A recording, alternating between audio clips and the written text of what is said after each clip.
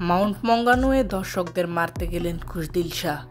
মাঠের সীমানা পেরিয়ে দর্শকদের কাছাকাছি পৌঁছে গিয়েছিলেন পাকিস্তানি এই ব্যাটার। পাকিস্তান বিরোধী স্লোগান ও সতীর্থদের নিয়ে বাজে মন্তব্য শুনে মেজাজ ধরে রাখতে পারলেন না খুশদিল শাহ। দর্শকদের সঙ্গে বাকবিতণ্ডায় জড়িয়ে পড়লেন তিনি। এক পর্যায়ে তাদের দিকে তেড়ে যান পাকিস্তানের এই ক্রিকেটার।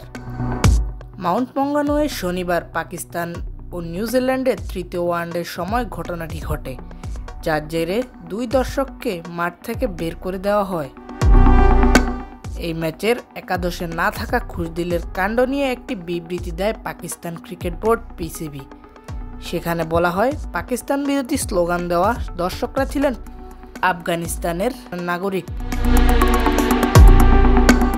মাঠের পারফরমেন্সে সময়টা একদমই ভালো কাটছে না পাকিস্তানের।